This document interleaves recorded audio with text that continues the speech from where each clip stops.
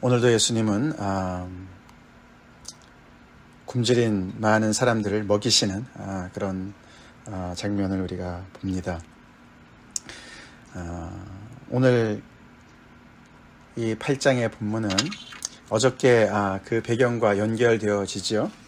어저께 계속해서 7장에는 예수님께서 수로보니게 여인 두로의 지방에 있는 그 지역을 방문하셨고, 또 시돈을 거쳐서 데가볼리 갈릴리 호수의 동쪽에 주로 이방인들이 있는 땅에 그렇게 계셨는데, 오늘 이 또 큰 무리를 먹이시는 이 사건이 그 장소가 처음에 나오진 않지만 같은 장소로 우리가 이제 당연히 생각을 해야 되겠죠.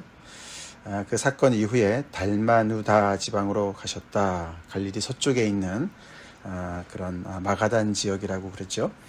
그래서 지금은 같은 지역, 데가볼리 지역, 이방 땅의 지역으로 우리가 볼 수가 있습니다. 사실 오늘 이 4,000명을 먹이신 이 사건은 우리 6장에서 오병이어 기적과 너무나 닮지 않았습니까? 그래서 이것이 어떻게 된 건가? 혹시 한 사건인데 이 마가가 어떤 두 버전으로 쓰는 것이냐, 이렇게 이제 또 생각도 하고 그렇죠. 그러나 이제 자세하게 살펴보면은 그 자세한 내용이 굉장히 다릅니다.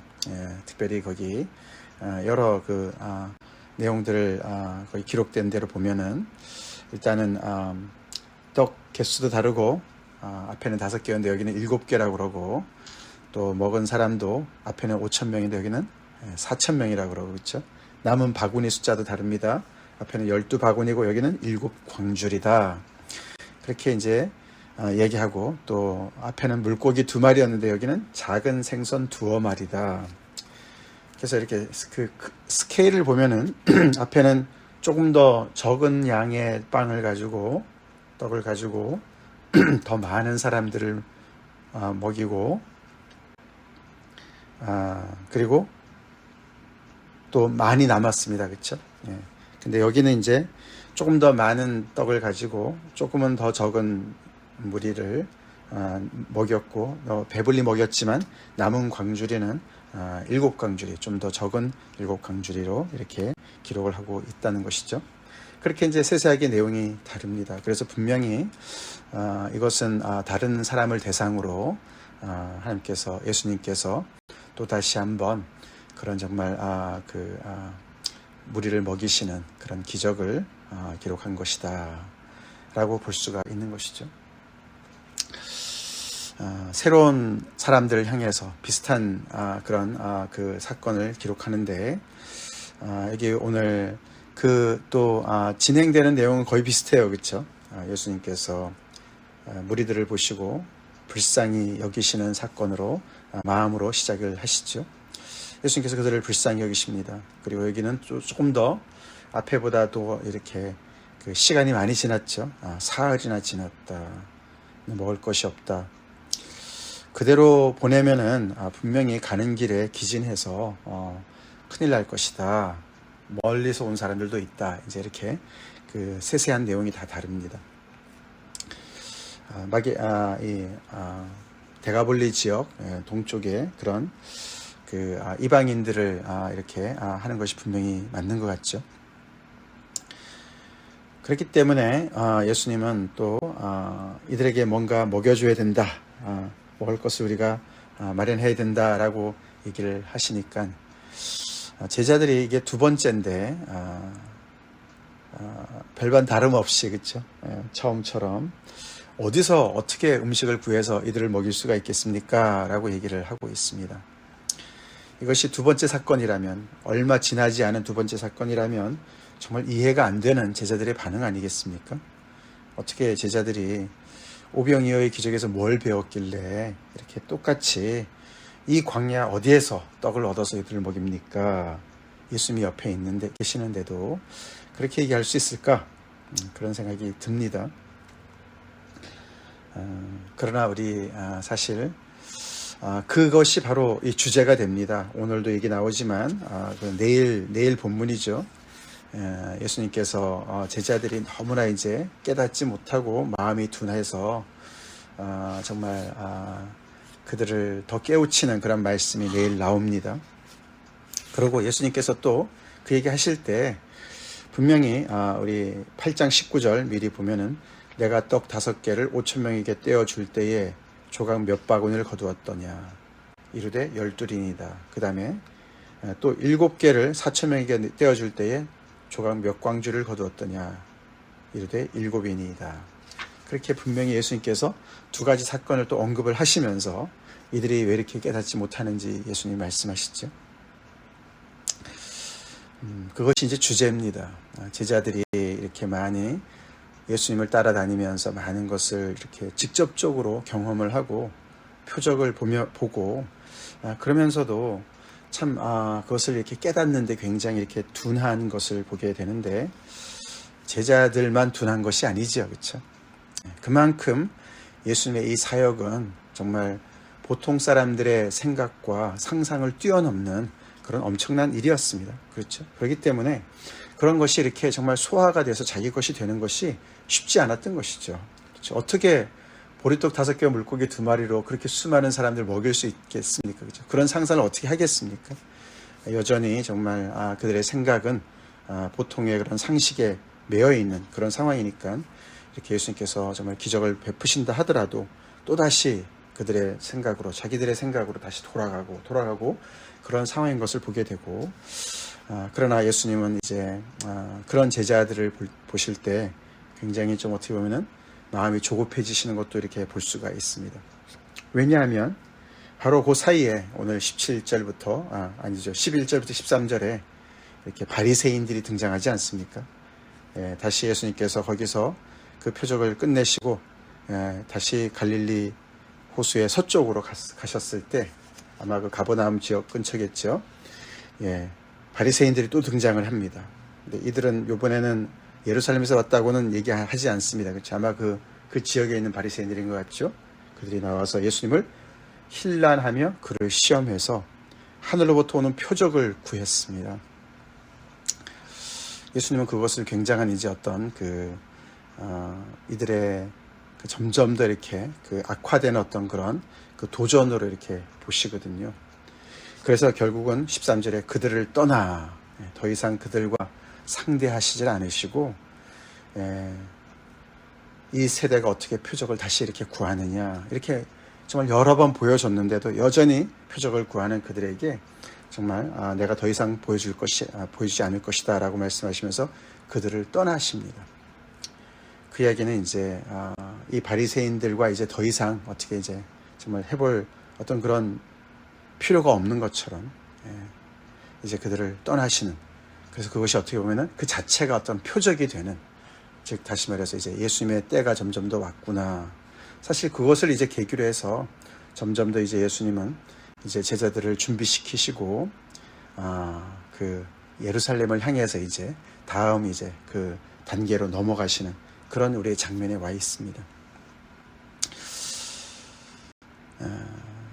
우리 다시 여기 4,000명을 먹이시는 사건으로 다시 돌아가서 우리가 볼 때 예수님께서 이들을 또 이렇게 먹이신 다음에 그 사람들은 거기서 어떤 또 반응을 보이는지 그런 얘기도 거기에 기록이 되어 있지 않고, 이번에는 또 예수님이 제자들과 함께 배를 타고 이제 떠나시죠. 그 이방 땅에 이방인들이 주가 되었다면은 이 말씀을 통해서 우리가 무엇을 배울 수가 있겠습니까? 바로 어저께 우리가 묵상했던 수로보니게 여인과의 대화가 기억이 납니다. 그렇죠? 자녀의 떡의 부스러기를 지금 이방 땅에 이 사람들한테 나눠주시는 것 같지 않습니까? 그렇죠? 그 부스러기가 굉장해요. 그렇죠? 그래서 결국은 예수님은 아직은 그런 하나님의 그런 그 경륜 속에서 이방인을 향해서 그런 복음이 완전히 전파될 때는 아니지만, 그러나 이들도 하나님의 그 복에 참여해야 되는 사람들인 것을 미리 어떻게 보면 이렇게 맛보기로 보여주시는 것으로 볼 수가 있습니다. 그래서 이 이방인들에게도 좀 이렇게 떡을 나눠주신, 하나님의 복을, 은혜를 나눠주시는 그런 주님을 보게 됩니다.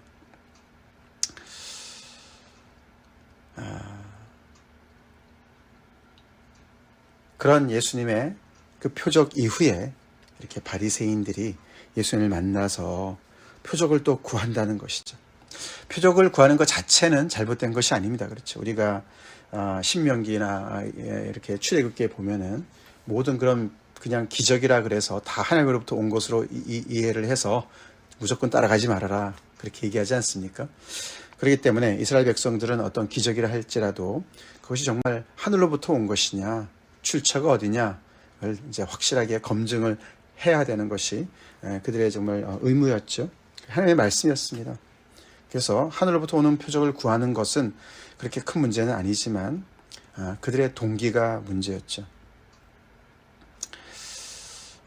예수님을 힐난하고 시험하기 위한 목적이었다, 그렇게 얘기를 하죠. 그들의 비뚤어진 동기입니다. 즉 예수님에 대해서 어떤 표적을 구해서 더 알기를 원하고 더 배우기를 원하는 그런 이야기가 아니라, 이 표적은 어떻게 보면 자격증을 내놔봐라, 그런 뜻이죠.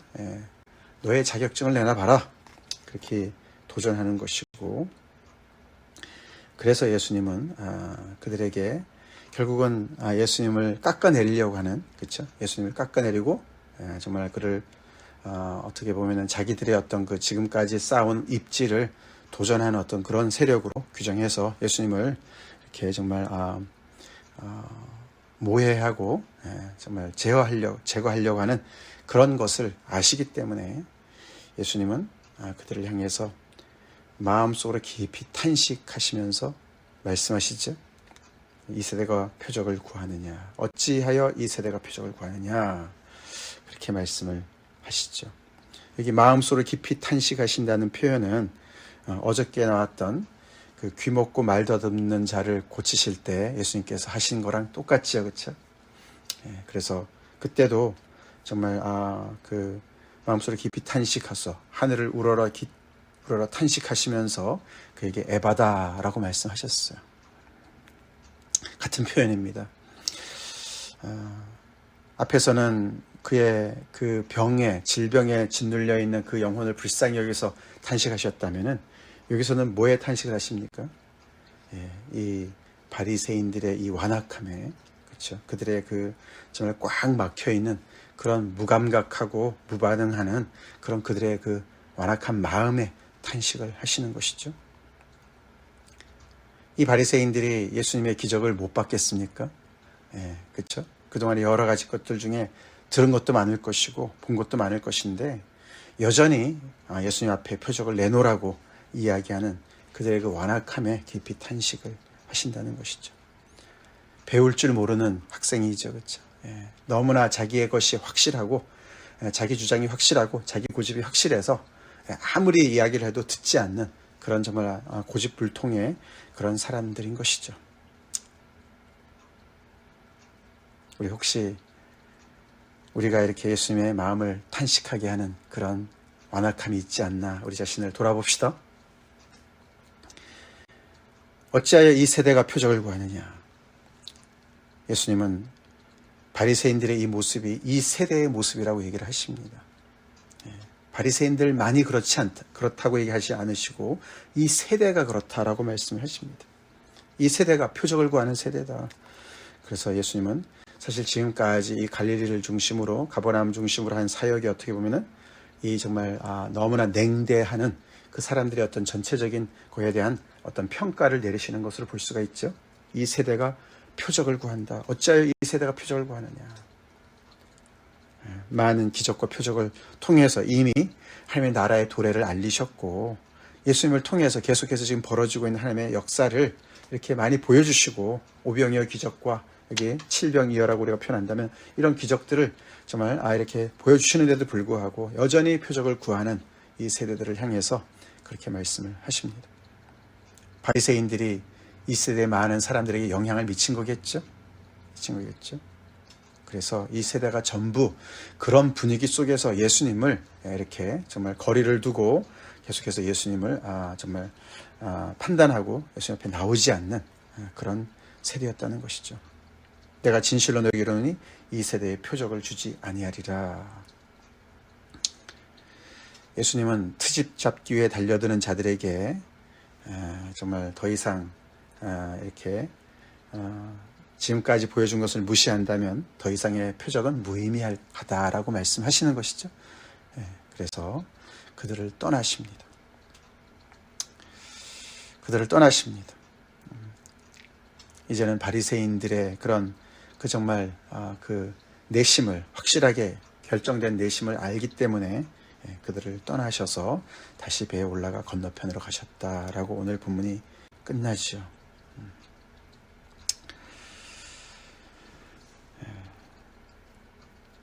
배우려고 하지 않는 대상들 예수님께서 떠나십니다. 사실 아까도 말씀을 드렸지만 이들만 그런 것이 아니에요. 그렇죠? 제자들도 사실 못 깨닫는 건 마찬가지예요. 그렇지만 제자들은 여전히 느려서 그렇지, 그렇죠? 느려서 그렇지 배우려고 합니다. 계속해서 예수님을 따라다닙니다. 그만큼 느리더라도 그렇죠? 예수님과 계속 동행하는 것이 필요하고 그만큼 우리의 생각이 이 예수님의 생각을 따라가기가 그렇게 쉽지 않은 것이죠. 제자들이 예수님을 계속 직접 목격하고 경험해도 그렇게 정말 예수님의 그 생각과 예수님의 그런 마음, 그렇죠? 불쌍히 여기는 마음과 그리고 예수님의 그런 정말 능력을 통해서 세상을 바라보시고 세상을 대하시는 어떤 그런 것을 그 보폭을 따라가기가 쉽지 않은 것이죠. 그만큼 하나님의 나라는 우리의 생각을 뛰어넘습니다. 아멘? 그렇죠? 그렇습니다. 그래서 우리는 예수님 믿는 것이 정말 지루할 수가 없죠. 그렇죠? 진부할 수가 없죠. 늘 우리의 사고의 틀을 정말 넘어서시는 그런 예수님을 계속해서 우리가 정말 믿음으로 따라가기 위해서는 늘 깨어 있어야 되겠고 늘 항상 배우려는 자세가 필요한 줄로 믿습니다. 주님께서 보여주시는데 보여주실 때는 그걸 잘 보고 잘 배워야 되는데 딴청 부리다가 계속해서 정답을 얻으려고 하던 어떤 그런 자세. 그래서 정말 예수님이 정말 굉장히 어떻게 보면은 이들을 떠나시는 그 뒷모습이 너무나 정말 어떻게 보면은 정말 그들을 심판하고 정죄하고 막 화가 나서라기보다도 너무나 정말 그 참 슬픈 표정이 아니었을까 생각이 들지 않습니까? 정말 그들이 겸손했다면은 예수님께서 엄청나게 많은 것을 가르쳐 주시고 보여주시고 정말 그리고 그들 또한 하나님의 나라의 그 정말 영광의 그 맛을 계속해서 볼 텐데 이렇게 정답을 딱 정해놓고서 자기들의 틀 속에 예수님을 가두려고 하는 이 바리새인들 어떻게 뭐 해볼 도리가 없는 것이죠. 예수님을 떠나게 만드는 그런 자세입니다. 우리의 마음을 다시 한번 돌이켜봅시다. 다시 한번 짚어보고 정말 예수님의 이 정말 긍휼히 여기시는 불쌍히 여기시는 하나님의 그 능력으로 창조주의 그런 능력으로 이 땅에 정말 모든 것을 만물을 새롭게 하시는 재창조하시려고 오신 그 하나님의 주님의 그 마음을 우리가 조금이라도 더 닮아서 정말 예수님을 기쁘시게 해드리는 우리의 삶이 될지언정 조금이라도 우리의 마음이 완악해지고 굳어져서 정말 우리가 예수님을 탄식하게 하는 일이 없도록 그렇게 주님 앞에 나아갑시다. 또한 오늘 말씀을 통해서 다시 한번 우리 주님은 우리의 필요에 민감하시게 또 필요를 아시고 채우시는 분이신 줄로 우리 고백합시다. 고백합시다. 예수님이 이 무리들을 당신을 따라오는 무리들을 이렇게 정말 이렇게 챙기시는 분이시죠. 여전히 제자들은 우리가 어떻게 이 사람들의 필요를 채웁니까? 어디서 떡을 얻어서 우리가 애들을 먹일 수가 있겠습니까? 그런 생각만 하고 그런 말만 하지만 예수님은 그들의 필요에 더 집중하시죠. 예수님 우리의 각자의 필요를 아십니다. 아멘. 그렇기 때문에 우리는 아무것도 염려하지 말고 오직 모든 일에 기도와 간구로 우리의 구할 것을 감사함으로 아뢰야 되겠습니다. 오늘도 예수님 우리의 필요를 아시니까 우리가 혹시라도 길 가다 기진해서 쓰러질까봐 그것까지 다 생각하시면서 우리의 필요, 지금 굶주린 우리를 아시는 주님이니까, 주님이시기 때문에 우리는 그 주님 앞에 우리의 필요를 아뢰을 수가 있습니다. 그러면 우리 주님께서 오늘도 우리에게 일용할 양식을 주실 줄 믿습니다. 다 같이 우리 기도하시겠습니다. 하나님 아버지, 감사합니다. 오늘도 또 묵상하는 말씀을 통해서 우리의 마음을 점검하기 원합니다. 예수님의 말씀을 많이 듣고 배우고 깨달으면서도 여전히 우리가 제자들처럼 참 우리의 배움이 더디진 않는지요. 아니면 그보다 더 정말 참 두렵지만 혹시 우리가 바리새인처럼 참 예수님의 마음을 탄식하게 하는 참 그렇게 우리의 마음이 굳어져 있진 않는지요. 우리 자신을 돌아보기 원합니다. 그래서 염려만 하고 걱정만 하고 기도도 안 하고 주님, 그렇게 우리가 실생활에서는 정말 불신자처럼 아버지 살고 있진 않는지요. 무신론자처럼 살고 있진 않는지요. 주님 돌아봅니다. 예수님의 이 말씀을 통해서 간접적인 아버지 이런 정말 경험을 통해서 주님, 우리가 예수님을 바로 알고 바로 정말 아버지 믿고 따라가는 그런 참된 제자들로 계속해서 변화되길 간절히 기도합니다. 예수님이 누구신지 분명히 알고 그 예수님을 의지하고 아무것도 염려하지 말고 주님 앞에 날마다 아뢰며 또 우리의 필요한 양식을 오늘도 얻고 또 그뿐만 아니라 우리가 참 주님의 제자들로서 참 필요한 곳에 아버지 주님의 양식을 실어 나르는 정말 전달해주는 그런 축복의 통로로 쓰임받는 복된 인생들 되게 하여 주시옵소서.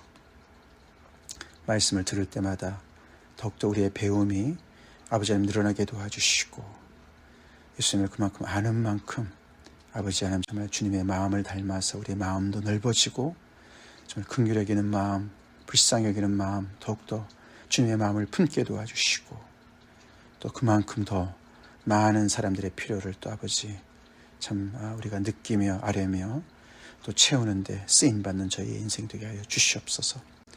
우리 각자의 필요를 민감하게 하시는 주님 앞에 오늘도 나아갑니다. 저희가 믿음으로 기도하는 모든 기도 주님께서 받아 응답하여 주시옵소서. 예수님 이름 받들어 간절히 기도 올리옵나이다. 아멘.